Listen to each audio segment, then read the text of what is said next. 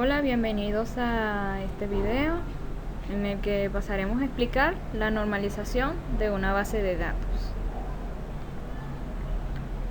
Muy bien, aquí en esta imagen se puede apreciar, los niveles de la normalización de base de datos que se van a explicar más tarde.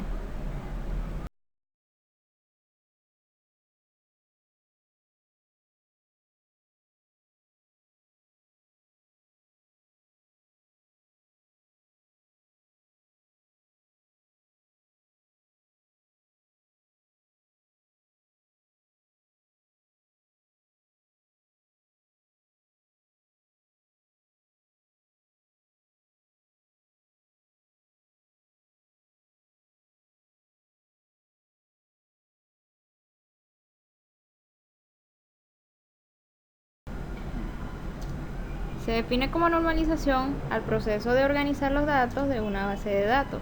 Aquí se incluye la creación de tablas y el establecimiento de relaciones entre ellas. Esto según reglas diseñadas tanto para proteger datos y para hacer que la base de datos sea más flexible, al eliminar redundancia y dependencias incoherentes. Uno de los factores más importantes en la creación de páginas web es el diseño de una base de datos. Si las tablas no están correctamente diseñadas, entonces van a ocurrir errores a la hora de las consultas, ya sea para eliminar datos, es decir, todo lo que tenga que ver con buscar un dato o insertar un dato puede presentar una anomalía si no se recurre a la normalización. Se define como anomalías a un incorrecto funcionamiento a la hora de hacer una solicitud a una base de datos. Existen diferentes tipos de anomalía: la anomalía de actualización, de borrado y de inserción. La anomalía de actualización es una inconsistencia en los datos debido a que se repiten a cada rato. La anomalía de borrado ocurre cuando, sin intención, se borran otros registros sin que yo lo solicite. Si yo, por ejemplo, quiero eliminar el registro que contiene la cédula 123, una anomalía de borrado puede ocurrir cuando, en vez de borrarme ese registro que yo solicité, me borra los otros registros. La anomalía de inserción es la imposibilidad de adicionar datos debido a la ausencia de otros datos.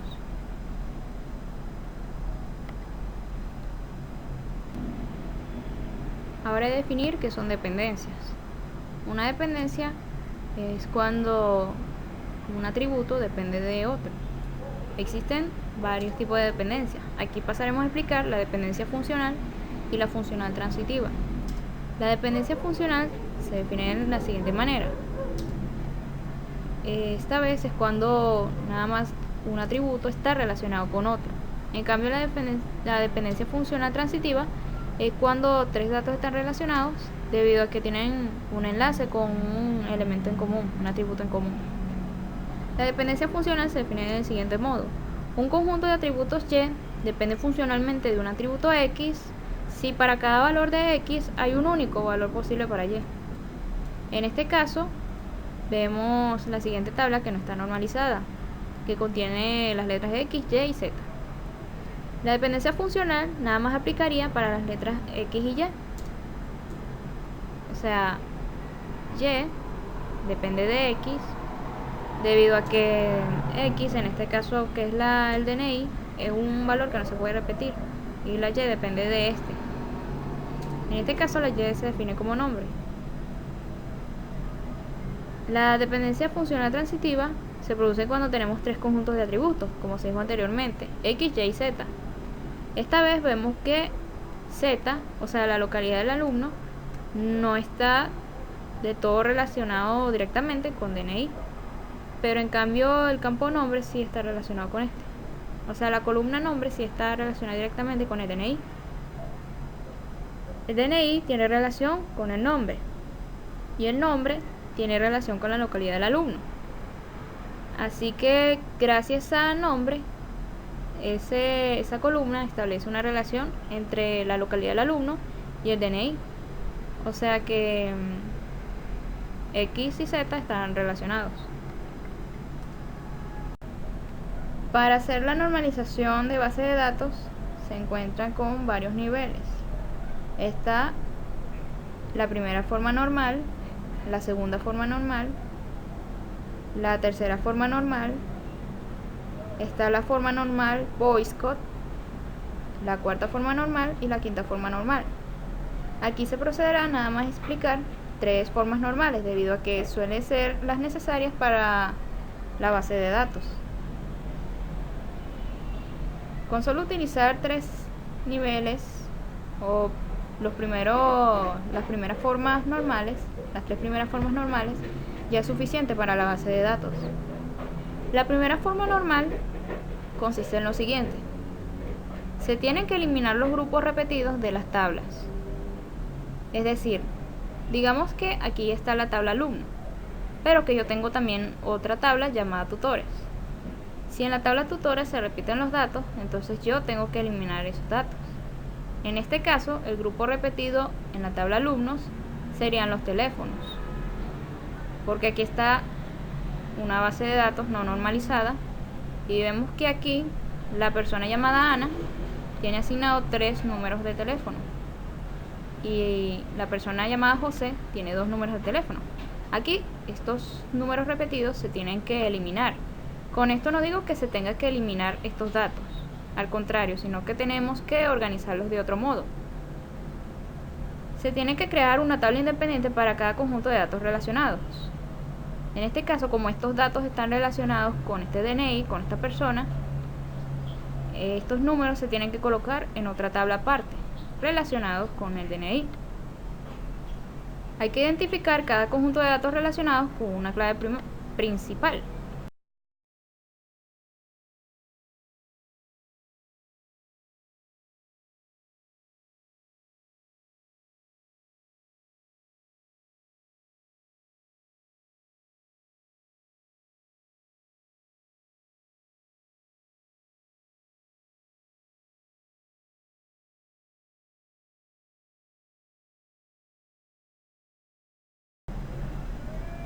La segunda forma normal consiste en lo siguiente: primero que nada, la base de datos o la tabla tiene que ya estar normalizada en primera forma.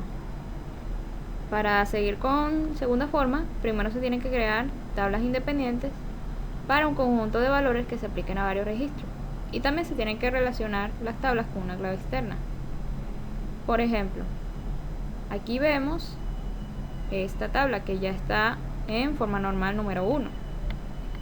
Esta es la forma normal número 2.